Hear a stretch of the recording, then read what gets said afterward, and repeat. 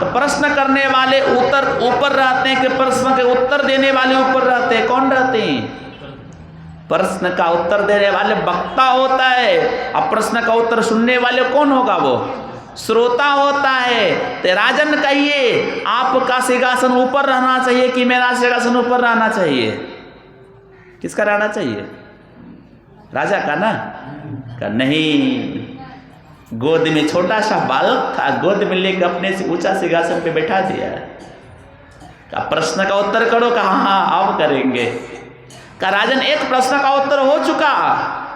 अरे तू तभी कुछ बोला नहीं है, कैसे उत्तर? कहा आपका प्रश्न था कि परमात्मा कहाँ रहते हैं, परमात्मा कहाँ मिलते हैं, अब परमात्मा क्या करते हैं, यही था ना? कहा हाँ, अब परमात्मा वही करते हैं, ऊपर वाले को नीचे करते हैं और नीचे वाले को ऊपर करते हैं। आपको नीचे किए कि ना किए? कहा एक तो मिल गया, और दो परमात्मा कहाँ रहते हैं? कहा महाराज यह भारत धरती है, भारत देश क्या है? यह भारत देश अतिथि देवो भव, अतिथि को सम्मान करने के लिए जानता है। आपके पास मैं अतिथि के रूप में आया, आपको आप सम्मान किए, कुछ खाने पीने के लिए पूछे, अब प्रश्न में प्रश्न कर रहे हैं। का क्या खाओगे? का बच्चे को क्या पसंद आता है? अभी का बच्चा को पूछिएगा ना क्या पसंद आता है, किंडर जो है। लेकिन पहले के बच्चे नहीं, पहले के बच्चे को दूध पसंद आता था, विशेष आता था ना। तो कहा क्या लोगे, क्या प्रश्न कर रहे हो? तो कहा कि प्रश्न यही चाहिए। तो कहा दूध मंगाया, दूध में उंगली को घुमा रहा है, उंगली को घुमा रहा है। तब तक राजा कहने लगे, बेटा तू दूध में उंगली को घुमा रहा है, प्रश्न का उत्तर दो ना। कहा महाराज मैं आपका प्रश्न का उत्तर ही दे रहा हूं। कहा तो दूध को ना पी रहा है ना कुछ कर रहा है, सिर्फ उंगली को घुमा रहा है, तो प्रश्न का उत्तर तो कैसे दोगे? कहा महाराज आपका प्रश्न था ना कि परमात्मा कहाँ रहते हैं? कहा हाँ। कहा इस दूध में घी है क्या? दूध में घी रहता है या नहीं रहता है? दूध में घी है, लेकिन इस दूध से मैं देखना चाहता हूं उंगली को घुमा के घी के दर छिपा हुआ है। का बेटा दूध में घी है, लेकिन यदि तो दूध से घी को अलग करना चाहते हो तो ऐसे नहीं, तुमको मथौने से मथना पड़ेगा, तब तू दूध और घी को क्या करोगे? अलग कर सकते हो, अन्यथा अलग तो नहीं कर सकते। तो हमारे गुरु महाराज ने कहा जैसे दूध में घी बसत है, अब बिना रे मथे न निकसे से किए न, घट ही में राम और परमात्मा हम आपके अंदर में है। का घट ही में राम खोजे छो किए न, परमात्मा हम आपके अंदर में। जैसे तेल में तिल बसत है, ठीक बोले, ये हुआ हाँ शांति से सुन रहे हैं। तिल में क्या बसते रहता है? तेल। जैसे तिल में तेल बसत है, तब क्या करेंगे उसको? बिना रे पेरे ने निकसे से किए न। तो कहा महाराज इस दूध में घी है, लेकिन यंत्र से जब तक नहीं मथेंगे तब तक दूध और घी को अलग नहीं कर सकते। इसी तरह से वह परमात्मा सब जगह है। परमात्मा को देखने के लिए हम लोगों को भी यंत्र चाहिए। कौन यंत्र? का भक्ति रूपी यंत्र। सच्चे सदगुरु से युक्ति जान के यदि भक्ति रूपी यंत्र को लेंगे और भक्ति करेंगे, तब उस परमात्मा को हम लोग जब देख लेंगे तब देखेंगे क्या सिया राम में सब जग जानी। परमात्मा को तब सब जगह देखेंगे, परमात्मा से कहीं खाली हम लोगों को नजर नहीं आएगा। तो भक्त प्रहलाद को परमात्मा सब जगह दिख रहा था ना। उनके पिताजी का क्या नाम था? हिरण्यकश्यप था। ना। उनके पिताजी कहते हैं अरे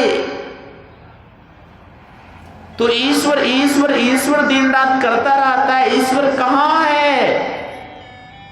कहा पिताजी ईश्वर हम में भी है, ईश्वर तुम में भी है, ईश्वर खरम में भी है और ईश्वर खम में, सब जगह है ईश्वर। ईश्वर से कहीं खाली नहीं रहता। गुरुदेव ने कहा अंग संग हर वक्त रहता। वो परमात्मा क्या है? का हर जगह अंग संग हर वक्त रहता, प्रकट हो आता नहीं। वो परमात्मा प्रकट क्यों नहीं होते? हम लोगों के अंदर में 3 पर्दा लगा हुआ है, इसलिए परमात्मा का दर्शन हम लोगों को नहीं होता है। 3 पर्दा क्या है? गुरु महाराज की वाणी में है घटतम प्रकाश। वो क्या है?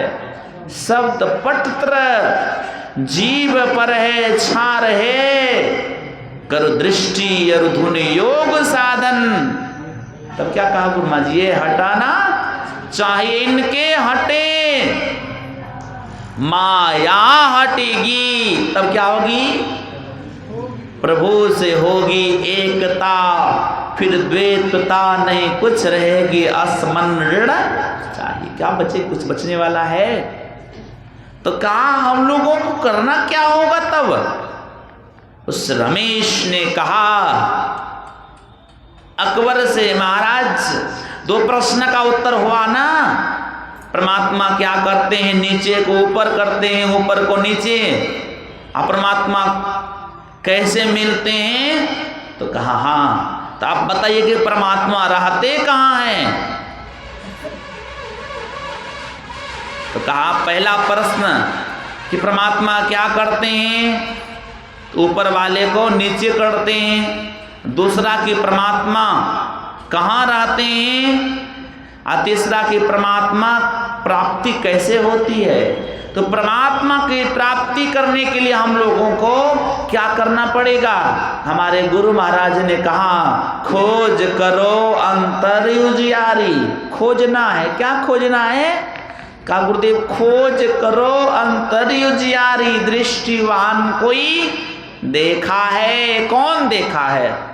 जो सन्यास वस्त्र पहन ली वही देखा है। जो घर द्वार छोड़ के बाबाजी बन गए वही देखा है। अरे वैसी बात होता तो घर द्वार छोड़ के सन्यास वस्त्र पहन लेते, ईश्वर का दर्शन कर लेते। का नहीं, खोज करो अंतर्युजियारी, दृष्टिवान कोई देखा है। कौन देखा है? का गुरु भेदी का। क्या करना है? तब कौन देखेगा? का गुरु भेदी का चरण सेव कर भेद भक्ति पा लेता। वो भक्त वो गुप्त रूपी अंदर रूपी साधना रूपी भेद को पाता है। जिस भेद को एक बार पा लेने से हमारे गुरु महाराज ने कहा शांत न केरो ये हो भेद छिपल चले। तब प्रचार कौन कराया? का बाबा कैलखन प्रचार मोर गुरु भेद दिए। संसद गुरु इस रास्ता को बताइए आप। इस रास्ते पे यदि एक बार साधक चलता है, हमारे गुरु महाराज ने कहा चलो चलो यही पथ। हे संसार के लोगों, उस रास्ते पे उस पथ पे जब चलोगे तो गुरुदेव ने कहा चलो चलो यही पथ, हाकत रहो दृष्टि रथ। परमात्मा रूपी रास्ते पे चलने के लिए हम लोगों को क्या करना पड़ेगा? दृष्टि रूपी रथ को चलाना पड़ेगा। जब चलेंगे, हमारे गुरु महाराज ने कहा जो नहीं समझे सदगुरु पद गहूं।